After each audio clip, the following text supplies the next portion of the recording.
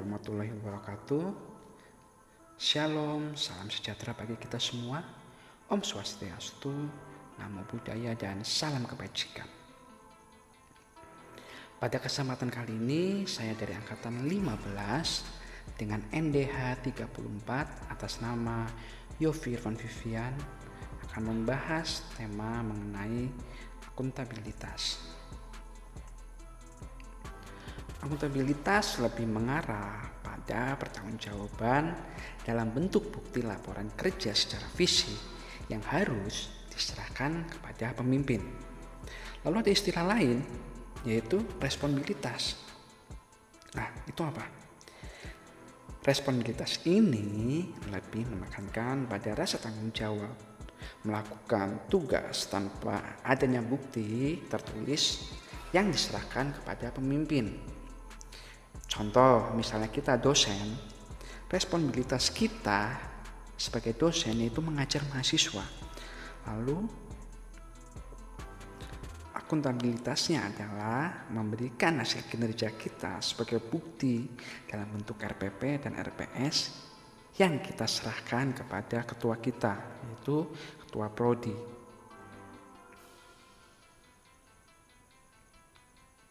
Berikutnya, aspek-aspek akuntabilitas. Yang pertama, hubungan.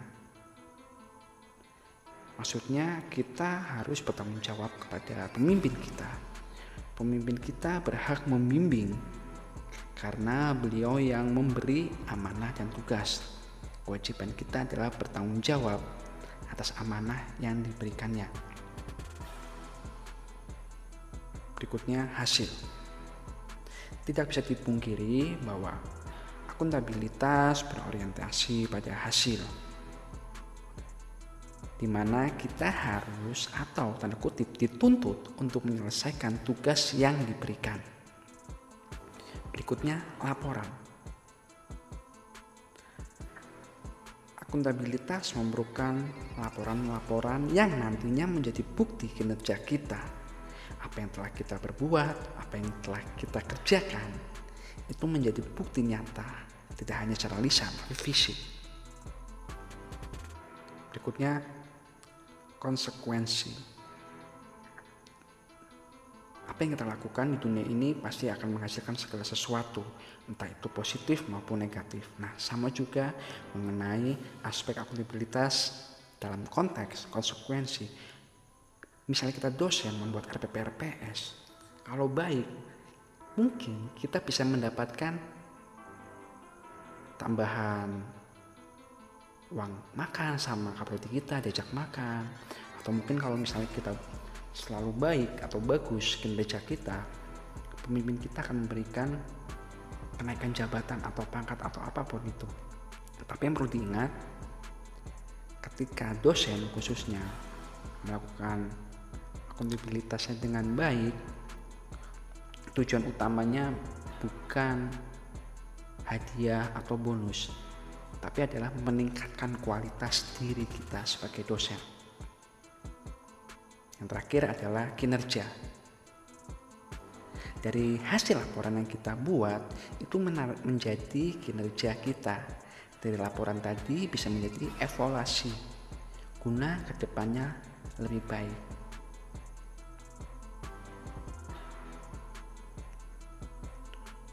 Fungsi utama akuntabilitas publik menurut Bofs adalah peran demokrasi. Maksudnya seperti apa? Maksudnya kita ambil contoh aja. Unit-unit pelayanan harus membuka untuk diberikan ke masyarakat. Maksudnya membuka apa? Membuka informasi, membuka kesempatan, membuka pelayanan dengan baik, siap menerima masukan atau kritikan. Karena ya mau gak mau ini juga berdasarkan negara kita, negara demokrasi. Berikutnya, konstitusional. Nah, di sini untuk mencegah korupsi dan penyalahgunaan kekuasaan, akuntabilitas juga bisa mengontrol tindakan korupsi. Dari data yang dibuat atau diberikan. Terakhir, peran belajar. Meningkatkan efisiensi dan efektivitas.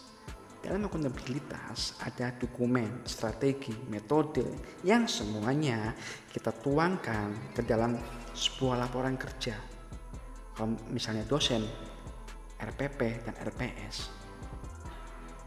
Hal ini bertujuan menjadi bahan refleksi kita sebagai dosen untuk meningkatkan standar kita di dalam bidang pengajaran di tahun-tahun kemudian. Akuntabilitas publik itu ada dua macam, yaitu akuntabilitas vertikal dan horizontal. Contohnya kalau kita dosen, akuntabilitas vertikal kita ini kepada kepala prodi, nanti lagi naik lagi ke wakil dekan, lalu naik lagi ke dekan, seperti itu. Lalu akuntabilitas horizontal itu mengarah kepada mahasiswa sebagai orang yang kita layani. Ada 5 tingkatan akuntabilitas. Yang paling bawah yaitu akuntabilitas personal. Ini hubungannya dengan akuntabilitas diri kita yang terkait kepada nilai-nilai, lalu kejujuran, integritas, dan moral yang kita miliki. Kita naik lagi yaitu akuntabilitas individu. Individu pada konteks ini adalah individu yang terkait dengan rekan kerja. Naik lagi, akuntabilitas kelompok. Adanya pembagian kerja dari setiap individu dengan job desk-nya masing-masing. Nah, pembagian tugas ini bertujuan untuk meningkatkan akuntabilitas kelompok. Kita naik lagi, yaitu yang keempat, akuntabilitas organisasi. Hasil dari setiap akuntabilitas kelompok dijadikan satu untuk menunjang akuntabilitas organisasi. Yang kelima adalah akuntabilitas stakeholder. Nah, ini apa yang telah direncanakan dari individu naik dari personal naik ke individu, kelompok, lalu ke organisasi. Baru di sini konteksnya lebih luas lagi, yaitu di mana tanggung jawab organisasi apa? Organisasi pemerintah untuk menunjukkan pelayanan publik dengan baik.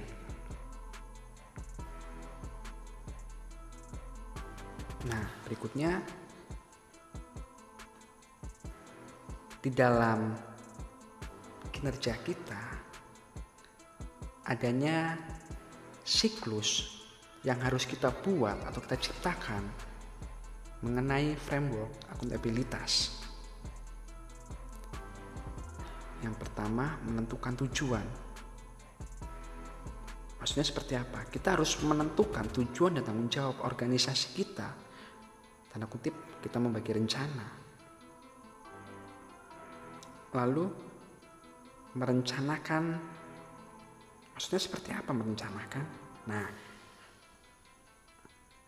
rencana apa yang akan dilakukan untuk mencapai tujuan tersebut melalui identifikasi program. Lalu ada tujuan akhir mengenai kapan selesai, biaya berapa, kapan batas waktunya, dan itu harus direncanakan. Berikutnya, implementasi.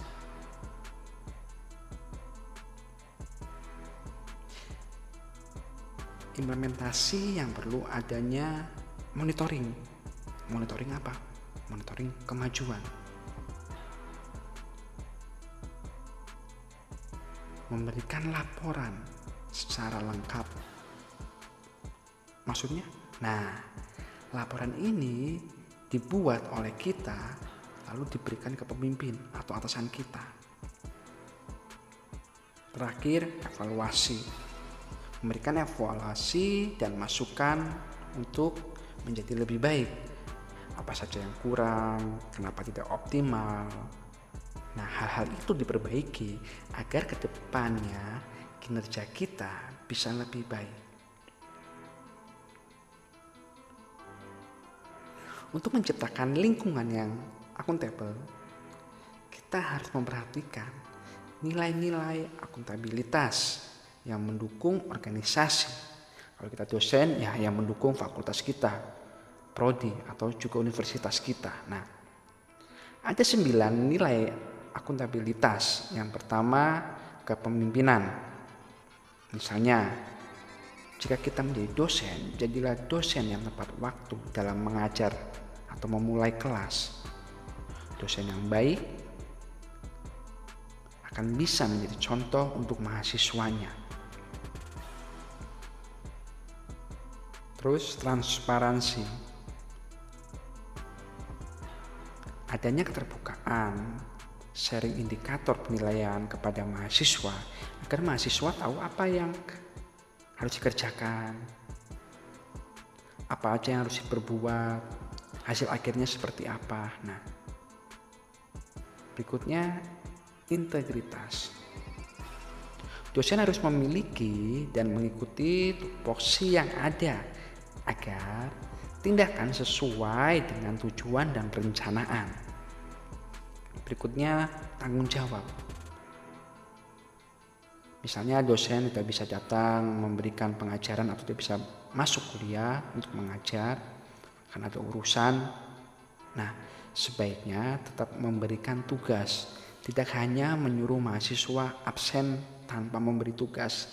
Ini yang sering dikeluhkan oleh mahasiswa. Mungkin sekali, 2 kali, 3 kali mahasiswa senang ketika dosennya tidak datang dan hanya menyuruh tanda tangan saja ya.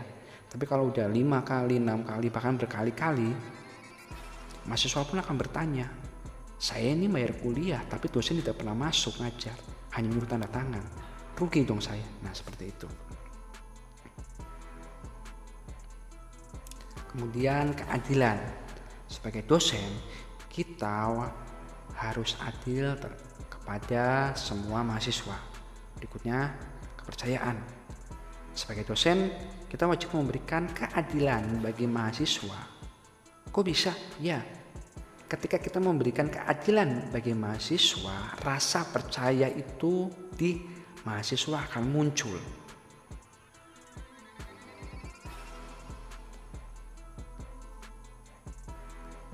Kemudian keseimbangan. Dosen harus seimbang dalam melihat tujuan dan target mata kuliah yang diajar atau yang diampu. Dan perlu adanya pertimbangan-pertimbangan mengenai kemampuan mahasiswa di setiap angkatannya. Karena mahasiswa di setiap angkatannya mengalami atau memiliki ciri khas-ciri khas yang berbeda-beda. Berikutnya kejelasan. Misalnya pada pertemuan awal kita sebagai dosen wajib memberikan silabus. Untuk apa? Hal ini bertujuan agar apa yang mau diraih mahasiswa diketahui juga oleh mahasiswa. Sehingga mahasiswa jelas dalam mengikuti perkuliahan. Terakhir adalah konsistensi. Contohnya, dosen harus konsistensi dengan apa yang dia katakan. Misalnya dia memberikan peraturan 15 menit mahasiswa nggak masuk atau telat, lebih baik nggak usah masuk. Sama juga dengan saya dosen, 15 menit saya telat, kuliah bubar atau kuliah selesai. Nah, ketika kita telat untuk masuk kelas atau masuk kuliah lebih dari 15 menit, kita harus mengikuti apa yang telah kita katakan, konsisten dengan ucapan kita.